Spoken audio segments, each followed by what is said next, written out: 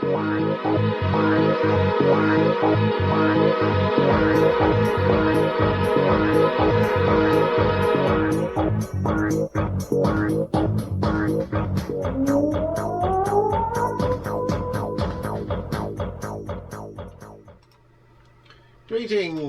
Iain from RT Home here.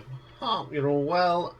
Welcome to another classic album review where we look at these albums that made an impact on the world. And today we're going to go to the 1980s, and the band in question are the Smashing Pumpkins. Formed in 1988 in Chicago by guitarist Billy Corrigan and bassist Darcy Retsky. I hope I've pronounced her name right. James Idaha and drummer Jimmy Chamberlin. And their first album, their debut album, was Gish, which is the one that we are talking about today. It was released in 1991 and then it was remixed in 1994. So on here we've got Billy Corrigan on lead vocals and lead guitar and bass and production, James Iha on guitars and backing vocals, Darcy Retsky on bass, backing vocals, and she sang on Daydream, and Jimmy Chamberlin on the drums. Additional musicians on here we've got Mary Gaines on the cello on Daydream and Chris Wagner on violin and viola on Daydream. So the first track on this album is called I Am One. I've always loved this track. It's a good little rocker, some nice riffs on here. It's a great vocal from Billy. Great track. Then we get Siva. Great guitar solo on this from Billy. Good track, I love that track, solid. Then we get Rhinoceros. I find it's a bit boring. It's about 3 minutes too long and it just ambles along. Then we get Bury Me. I love Darcy's bass line. She was a cool bass player. And she really drives the song. It's a solid track, that one is. Then we get Crush. This is my favourite song on the album, and it's one of my favourites by the band. Again, it's dominated by Darcy's bass, but the psychedelic guitars on this are brilliant, and you get some more acoustic guitar on it, and that's what makes it such an amazing track. Then we get Suffer, another good track.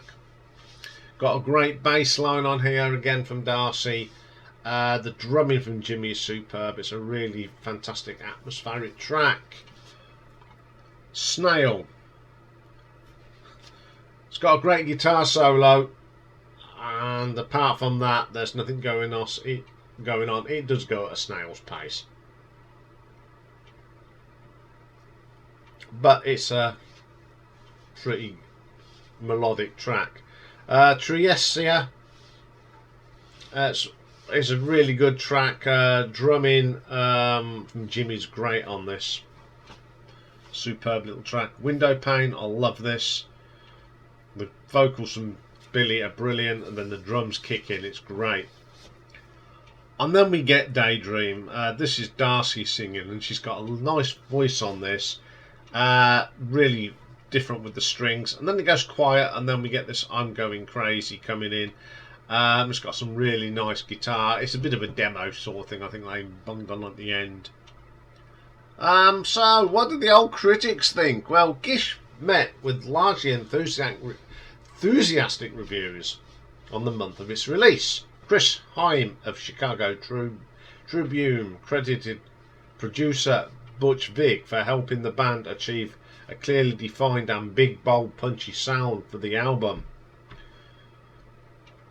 He also said that the album was a good addition to the alternative music culture of Chicago at the time, a culture that was sometimes perceived as inaccessible for new bands. Joe Perez of the New York Times picked up and said the musical style of Gish, complementing its pummeling hard rock and gentle interludes and psychedelic crescendos. In the end of year recap releases, Haim noted that the album constituted a smashing local success story for Chicago.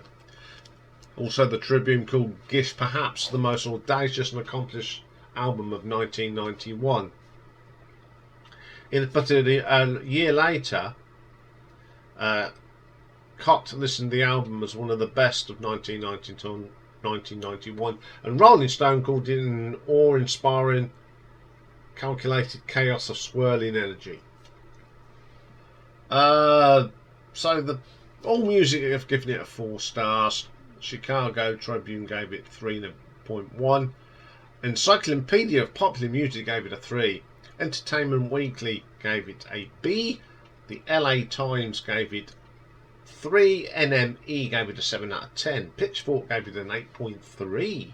Q gave it a 4. The Rolling Stone Album Guide gave it a 4. Spin Alternative gave it a 9 out of 10.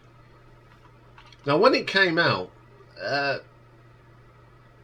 it didn't meet with a lot of success. On the 1991 Billboard in America, 195. On the Billboard Heat Seekers albums, number 6. It didn't chart here in the UK. It was re-released in 94 and got to 51 in the Australian charts and 40 in the New Zealand. And then when it was re-released again in 2011, it got to number 146 in the US 200, but on the US Billboard Top Pop Catalogue it got to number 20. But over the years it's become a bit of a classic. It finally got to silver in the UK and it went platinum in America. I think this is one of them albums that took it. It's like a good bottle of wine. It got better with age. But when it came out, I remember this coming out. You know, when you get new bands, you know, you always check them out. And I thought this was pretty good. I'm not a real big fan of this band, but I do like some of their songs. And this is a really good album. I thought it was a very important album for the time, because it's when grunge was coming out, and this was a little bit different. It's still got some classic sort of rock sounds with that psychedelic sound. That's what made it stand out from the rest, I think. So I'm going to give this album an RTO ranking of 8 out of 10. Okay, normally I say that's all, folks, but today we've got an extra one. It's a Super Monday today, and we have got a sort of a birthday top 10, and it's a very special birthday because it's 70 years to go since the first UK singles chart come out. So I shall be counting down that first top 10. So even if you're not into the music at the time, it's worth watching just to see what was in the first top 10, and expect the unexpected on that one from me. So I will see you for that later. Bye for now.